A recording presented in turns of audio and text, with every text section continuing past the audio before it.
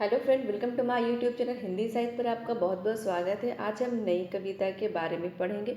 नई कविता किसे कहते हैं, नई कविता की प्रमुख विशेषताएं क्या हैं और नई कविता की कुछ अन्य विशेषताएं भी देखेंगे। नई कविता के प्रमुख कवि और उनकी रचनाएं क्या हैं। तो चलिए स्टार्ट करती हूँ आज का हमारा वीडियो। नई कविता क्या है। यहाँ पर एक पंक्ति दी गई है, सर्वेश्वर दयाल सक्सेना के द्वारा लिखी गई। खेतों के मेड़ों पर धूल भरे पाँव को, कोहरों में लिपटे उस छोटे से गांव को। यहाँ नई कविता के ग्रामीण परिवेश का वर्णन किया गया है। आगे देखते हैं नई कविता की शुरुआत कब हुई। तो नई कविता की शुरुआत 1950 ईस्वी के बाद नई कविता का नया रूप शुरू हुआ। प्रयोगवादी कविता ही विकसित होकर के नई कविता कहलाई।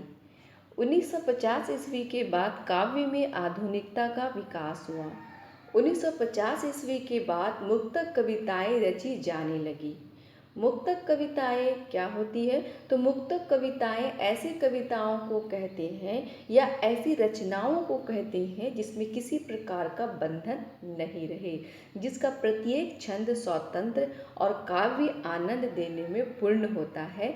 इसे हम मुक्तक कविताएं कहते हैं।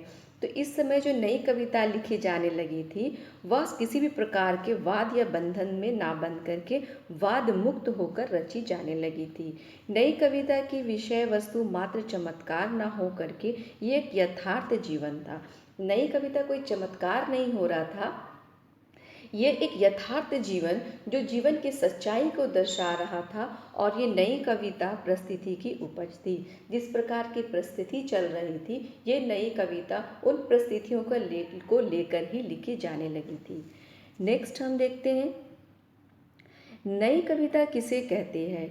नई कविता स्वतंत्रता के बाद लिखी गई वह कविता है जिसमें नवीन भावबोध, नए मूल्य तथा नए शिल्प विद्वान है।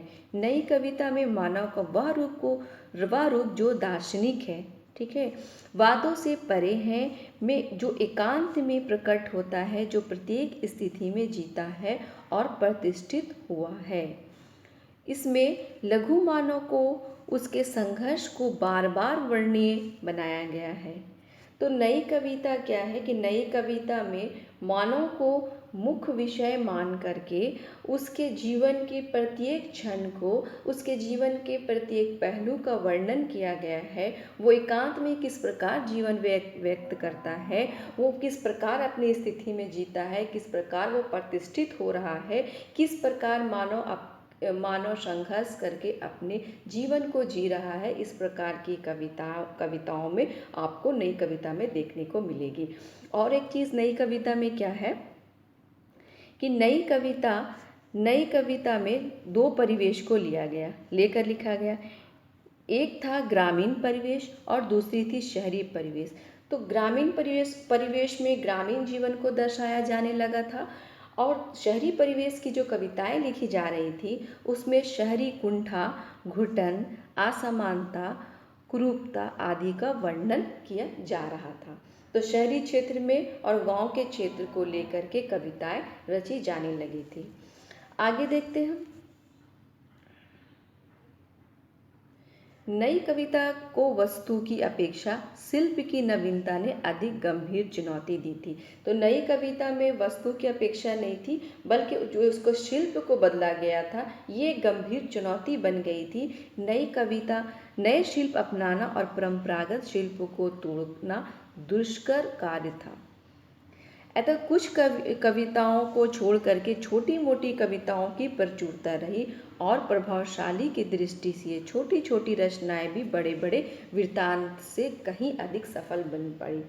तो नई कविता में नए शिल्प को अपनाना और पुराने शिल्प को तोड़ना ये बहुत बड़ा कार्य था, बहुत मुश्किल कार्य था। अतः कुछ कविताओं को छोड़ करके इसमें शुरू में छोटी छोटी कविताएं लिखी जाने लगी जो बड़ी बड़े वृत्तांत यानी कि बड़ी बड़ी कविताओं से भी अधिक सफल बनी। ठीक है, आगे देखते हैं नई कविता की प्रमुख विशेषताएं क्या है। तो नई कविता की विशेषताएं, पहला विशेषता इसकी है लघु मानववाद की प्रतिष्ठा। मानव जीवन को महत्वपूर्ण मान करके उसे अर्थपूर्ण दृष्टि प्रदान की गई। नई कविता में मानव को महत्वपूर्ण माना गया और जितनी सारी कविताएं लिखी जाने लगी वो मानव पर ही आधारित होने लगी। ठीक है, दूसरी इसकी विशेषता देखेंगे। दूसरी विशेषता इसकी है प्रयोगों में नवीनता। जो भी इस कविता में प्रयोग की जा रही थी वो नए नए चीज़ों को प्रयोग की जा रही थी, नए नए भावों को नए नए शिल्प विधाओं में प्रस्तुत किया गया था। प्रयोग में नवीनता आई, इसकी दूसरी विशेषता है। तीसरी विशेषता इसका देखेंगे क्षणवाद को महत्व, यानी कि जीवन के प्रत्येक क्षण को महत्व मान करके जीवन की एक अनुभूति को कविता में स्थान प्रदान किया गया। क्षणवाद मानव के जीवन के प्रत्येक क्षण, बचपन के दिन हो या उसके संघर्ष की कहानी हो, उनके जीवन के अंतिम दिनों को, एक एक क्षण को, एक एक अनुभूति को कविता में स्थान प्रदान किया जाने लगा। नेक्स्ट इसकी विशेषता देखेंगे अनुभूतियों का वास्तविक चित्रण। मानव व समाज दोनों अनुभूतियों का सच्चाई के साथ चित्रण किया गया।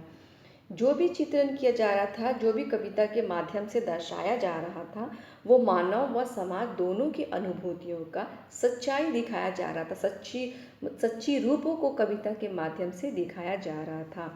पांचवी विशेषता इसका है कुंठा, संत्रास और मृत्यु बोध।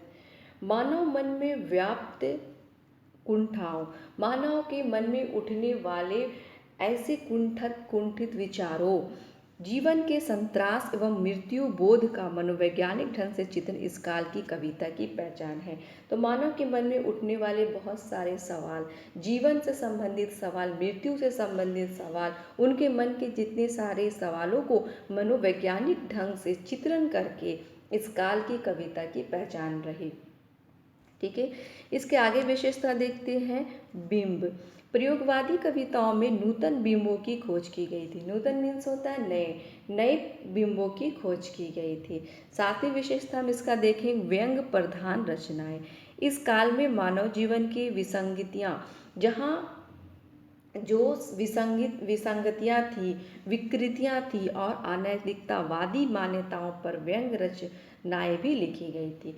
तो जहाँ पर व्यंग प्रधान रचनाएं इस प्रकार लिखी गई, जो मानव जीवन के विसंगत विकृति थी, अनैतिकतावाद था, उस पर भी उन्होंने कविता के माध्यम से उस पर व्यंग किए गए।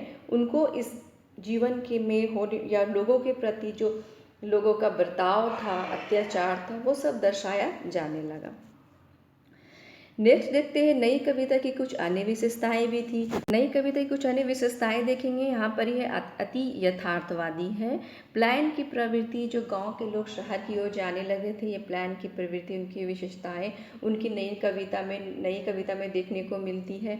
वैकिकता पर उनकी बहुत सारी कविताएं, उनकी विशेषताएं, निराशावादी, जो लोग निराश हो जाते हैं अपने जीवन से, उन पर संबंधित बहुत सारी कविताएं उनकी लिखी गई। और बौद्धिकता, जो उनकी लिखी गई कविताएं, ये नई कविता की कुछ अन्य विशेषताएं हैं। नई कविता के प्रमुख कवि, उनकी रचनाएं देखेंगे तो पहले कवि हैं भवानी प्रसाद मिश्र, जिनके द्वारा लिखी गई रचनाएं थी सन्नाटा, गीत फरोश, चकित है दुख। दूसरे कवि हम देखेंगे कुंवर नारायण के द्वारा लिखी गई रचनाएं थी चक्रव्यूह, आमने सामने, कोई दूसरा नहीं। तीसरे कवि हम देखेंगे शमशेर बहादुर सिंह के द्वारा लिखी गई कविताएं थी काल तुसे होड़ है मेरी, इतने पास अपने, और बात बोलेगी हम नहीं। चौथे कवि हम देखेंगे जगदीश गुप्त के द्वारा लिखी गई रचनाएं थी नाव के पांव, शब्द दंश, बोधि वृक्ष और शंबुक। पांचवें कवि दुष्यंत कुमार के द्वारा लिखी गई रचनाएं थी सूर्य का स्वागत, आवाज़ों के घेरे, साए में धूप। श्रीकांत वर्मा के द्वारा लिखी गई रचनाएं थी दीनारंभ, भटका मेघा, माया दर्पण और मखद।